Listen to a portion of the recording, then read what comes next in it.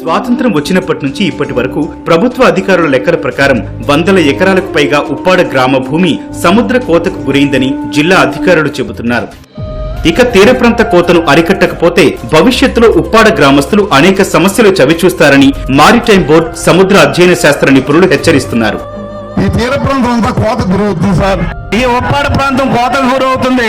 మన పవన్ కళ్యాణ్ గారు అది పరిశీలించడం జరిగింది. సముద్రం కోతకు గురవుతోంది. మన తీర ప్రాంతం అంతా ఖచ్చితంగా మన తీర ప్రాంతాన్ని కోతను ఆపు చేయొచ్చు. దానికి కావాల్సింది ఏంటంటే మనకు చక్కటి నిధులు కావాలి. ఎలాగైపోతున్నాయండి, తెరకి కొడతా అంటే ఓ గోడ పడిపోవడం, ఇంట్లో ఉన్న తెలుపులు పడిపోవడం. యుద్ధ ప్రాతిపాదికన చేయాలి. ఫస్ట్ మొదలు పెట్టడం మన ఈ కోతకు గురవుతుంది చేస్తాం.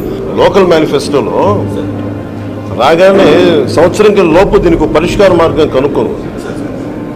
రాగానే 1-2-3 నెలలు రాగానే ఫస్ట్ అబ్బాయి ఇప్పుడే కనుక్కుంటా ఉంటాను. ప్రతి సమస్యని డాక్యుమెంట్ చేయించండి.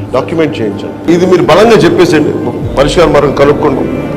మన కొత్తపల్లి, మన ఉప్పాడ తీర ప్రాంతం ఈ 100 సంవత్సరాల్లో 320 ఎకరాలు కోతకు గురైంది. ప్రతి సంవత్సరానికి కొంత కోతకు గురవుతా ఉంది. మన ఉప్పిన సినిమాలో వచ్చిన ఇల్లు కూడా ఈ రోజున కోతకు గురై వెళ్ళిపోయింది. పక్కన హౌస్ కట్టి ఉప్పుల సినిమాలో షూటింగ్ తీసుకున్నారు. అది కాస్త పోయిన తర్వాత ఇంచుగా 400 ఇళ్ళు సముద్రంలో కలిసిపోయి. మన రీసెంట్ గా ఉప్పుల సినిమా కూడా తీశారు.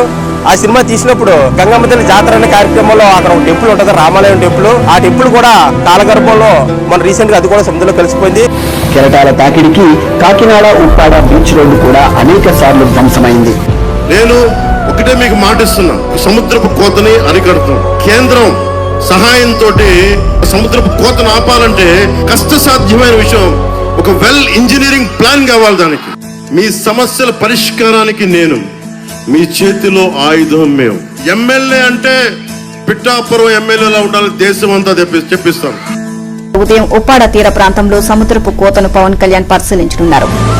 ఉప ముఖ్యమంత్రి పవన్ కళ్యాణ్ ఉప్పాడను సందర్శించి జియో ట్యూబ్ రక్షణ గోడలపై ఆరా తీశారు. ఈ నేపథ్యంలో కోత నివారణకు చేపట్టాల్సిన చర్యలపై అధ్యయనం చేసి సమస్యకు పరిష్కారం సూచించాలని అధికారులను ఆయన కోరారు. ఉప్పాడ తీర ప్రాంతం కోతకు గురవుతోందని వెళ్ళి చూసొచ్చాం. మనకున్న ఈ సముద్ర తీరానికి సంబంధించి కేంద్ర రీసెర్చ్ ఇన్స్టిట్యూట్ ఒకటి ఉంది, వారితో కూడా సమీక్ష చేశాను. సరిగ్గా 18 నెలల లోపు తీరం కోతకు గురయ్యేది ఆపి ఆ తీర ప్రాంతంలో దాదాపు వేలాది ఉద్యోగాలు వచ్చేలాగా ఒక ప్రణాళిక చేస్తున్నాం. పవన్ కళ్యాణ్ పైనే సముద్రం అంతా ఆశ.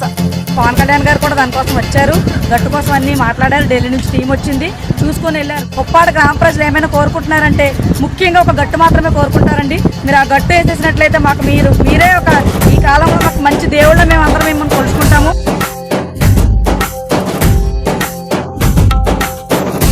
ఉప్పాడ ప్రాంతం ఏదైతే కోతకు గురవుతుందో ఆ ప్రాంతాన్ని పవన్ కళ్యాణ్ గారు మాత్రమే కాపాడగలుగుతారు అనే స్థాయికి ఈ రోజు దాదాపు 323 కోట్ల రూపాయల నిధులను శాంక్షన్ చేసినట్టుగా తెలుస్తుంది. ఆశయమే తమ ఆశ అని తమ కోసమని తెలిసాగా నువ్వు లక్ష్యమని తమ రక్షమని నినదించేరా. పదర నిగతముకు కొత్త జననమిదిరా, నీ ఎత్తుకు తగిన లోతు ఇది తొలుపు నాది గది తలుపు తెరిచి పదరా.